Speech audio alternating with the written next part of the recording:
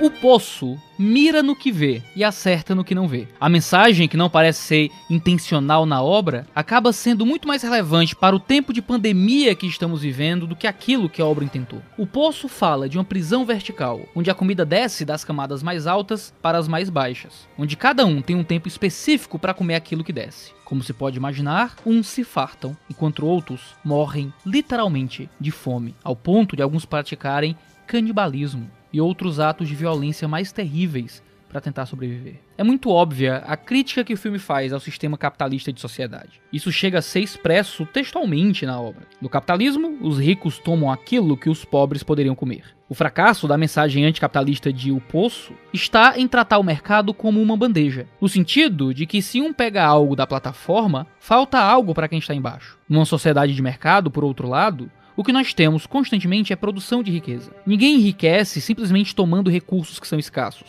mas produzindo recursos que geram crescimento e valor. Em uma sociedade de mercado, a bandeja cresce. O número de coisas que cabem na plataforma aumenta, ao ponto de que todos podem participar, com cada vez mais riquezas e cada vez mais recursos para a sociedade, a partir do momento que umas camadas produzem algo para as outras, através de inovação, empreendedorismo, trabalho e construção de riqueza por uma sociedade de mercado. O nome disso na economia é trickle-down. As riquezas que crescem em cima acabam afetando aqueles das classes mais baixas. Ou seja, aqueles que estão mais altos do poço não comem a partir da pilhagem, mas a partir da produção.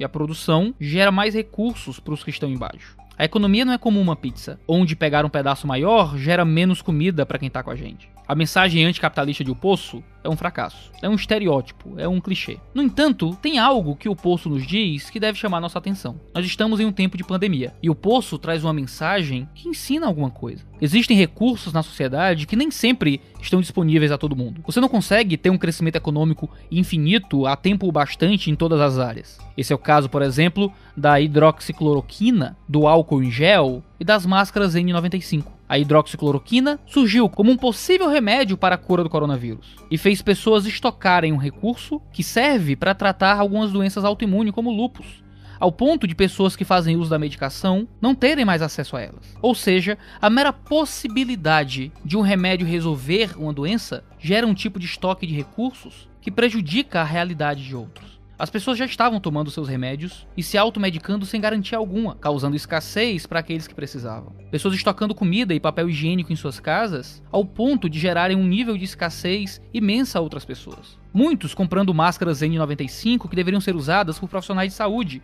ou pessoas doentes. A falta dessa máscara põe em risco os profissionais como médicos e enfermeiros que lidam diretamente com outras doenças. Põe em risco os pacientes desses profissionais. E põe em risco a sociedade em contato com doentes que não vão ter acesso à máscara. Ao estocar em casa o maior número possível de recursos, falta àqueles que realmente deveriam usar. O egoísmo, a busca por conseguir para mim antes dos outros, gera mais do que consequências sociais terríveis. É tratado, segundo a tradição cristã, como um pecado. No filme, o egoísmo de não ter no mês seguinte por acordar no andar inferior leva pessoas a se esbanjarem nos andares superiores. O ciclo dos que estão embaixo só permanece. Goreng tenta convencer os de baixo a serem razoáveis e os de cima a serem prudentes. Seu companheiro de andar, Trimagasi, diz que os de baixo não vão ouvir porque estão embaixo e os de cima também não, porque estão em cima. A crítica é que os de baixo, para não se sentirem inferiores, não ouvem os de cima, e os de cima, por se acharem superiores, não atendem os de baixo. Goreng passa por vários andares, chegando à beira da loucura quando está no 202. Como é de se esperar, não chega nenhuma comida lá, e Trimagasi o amarra na cama para que depois de um tempo venha se alimentar da carne de seu companheiro. O ser humano continua sendo egoísta e disposto a prejudicar aqueles que estão no mesmo nível para sobreviver. Não é simplesmente uma questão de estar em cima ou embaixo. É uma luta por sobrevivência, disputada com as armas do egoísmo. É o famoso antes ele do que eu. Todos são egoístas, todos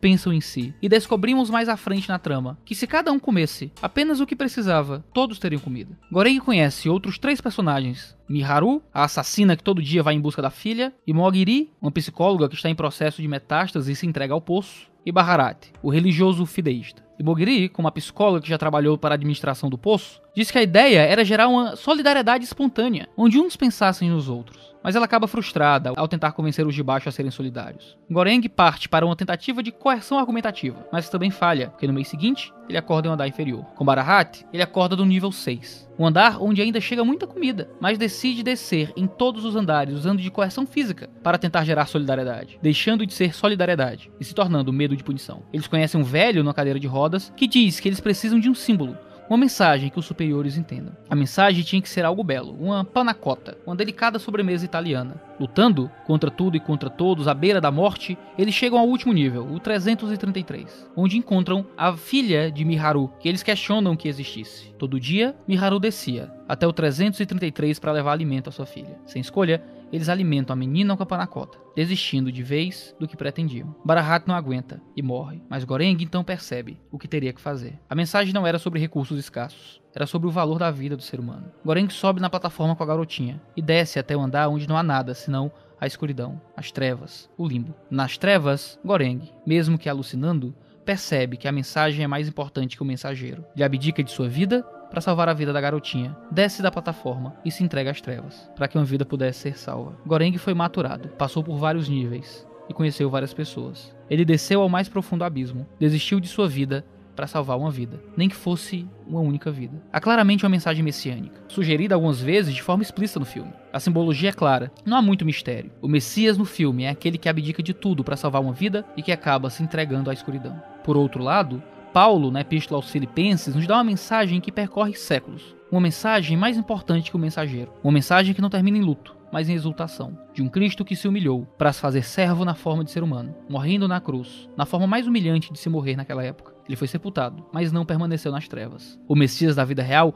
não conclui sua obra ao morrer, ele ressuscita. Ele é exaltado acima de todo nome, coroado e glorificado. A glória que abdicou é restaurada. Mais que um símbolo, Jesus se deu pelos que morreu. Mais do que uma mensagem, Jesus deu a vida por meio da ressurreição. O poço termina sem que saibamos que a mensagem cumpriu seu objetivo. Mas da cruz ainda ecoa o brado de está consumado. Sua mensagem é o grito que percorre eras. Ela não salva os que parecem puros, mas ela salva os egoístas que não pensam nos outros. As trevas não detiveram nosso Senhor, o Sheol não o conteve, ele não permaneceu no Hades. A morte morreu, o pecado foi purificado. A fome dará lugar à fartura, a luta dará lugar à paz, as disputas darão lugar à comunhão. Por enquanto temos várias aflições, circunstâncias desesperadoras, perigos iminentes, medo da fome, medo da recessão, medo da pandemia. Mas Cristo olha dos céus para nós de seu trono. Ele se levantará, tomando seu cetro e empunhando sua espada, para caminhar em direção aos céus abertos e descer à terra, para, juntando todos os crentes, reinar com eles e julgar a todos os descrentes. Ele estenderá o seu cetro